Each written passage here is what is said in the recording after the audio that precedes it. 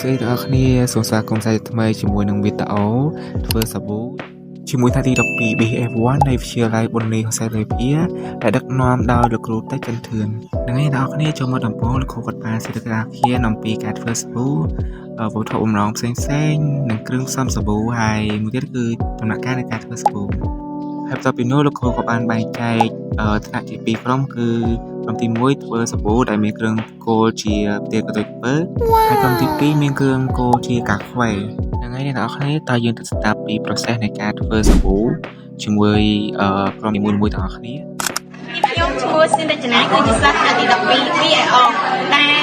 នៅវិទ្យាល័យបរិញ្ញាហំសានរាភាថ្ងៃនេះផងដែរគឺក្រុមយើងមកពិសោធន៍គីមីទាក់ទងទៅនឹងប្រធានបទការបង្កើតសាប៊ូដុំដែលយើងបែងចែកចេញជា2ក្រុមគឺក្រុមទី1គឺបង្កើតសាប៊ូដុំពី aloe vera និងក្រុមទី2គឺបង្កើតសាប៊ូដុំចេញពីកាហ្វេផងដែរហើយនេះខ្ញុំតំណាងឲ្យក្រុមទី1ដែលបង្កើតសាប៊ូដុំចេញពី aloe vera នេះគឺជាក្រុមរបស់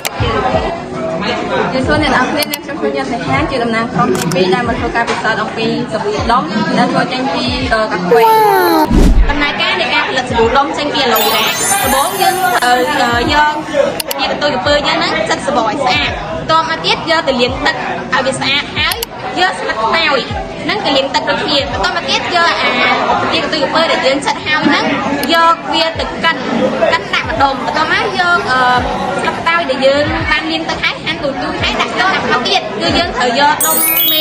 សាប៊ូរបស់យើងហ្នឹងកាត់ជាចំណិតទូចហើយយើងបើកក្រាស់មកយើងដាក់ឆ្នាំងហើយដាក់រលាយដុំសាប៊ូទាំងអស់ហ្នឹងនៅពេលដែលដុំមេសាប៊ូរលាយអស់ហើយយើងយកល្បាយដែលយើងបានលាយមុនហ្នឹងហើយគឺយើងចាប់ផ្ដើមយក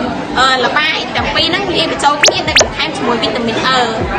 បន្ទាប់មកទៀតវាក្លិនផងដែរយើងដាក់លាយចូលគ្នាជាមួយគ្នាហើយបន្ទាប់ពីល្បាយស្មើសាច់ហើយយើងចាក់ល្បាយទាំងនោះចូលទៅក្នុងពុម្ពរបស់យើងតែម្ដងហើយរងចាំរហូតដល់វារឹង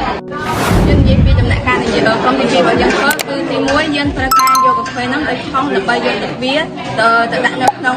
មេសាប៊ូដុំដែលយើងបានរំលាយវានៅក្នុងឆ្នាំងនៅលើភ្លើងហើយពេលយើងយកវាទៅដាក់នោះគឺយើងដាក់វានៅទឹកក្តៅកុំឲ្យដាក់វានៅពេលត្រជាក់ដល់ពេលវាត្រជាក់ទៅវាក៏រឹងជាសាប៊ូបាត់ទៅហើយអញ្ចឹងយើងត្រូវការដាក់វានៅក្តៅ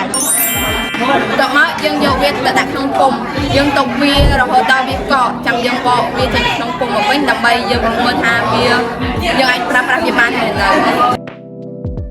អ្នកនរគ្នាបន្ទាប់ពីបានទស្សនានៃការធ្វើដុំសាប៊ូរួចមកពួកយើងក៏បានថតជាអនុស្សាវរីយ៍ជាមួយ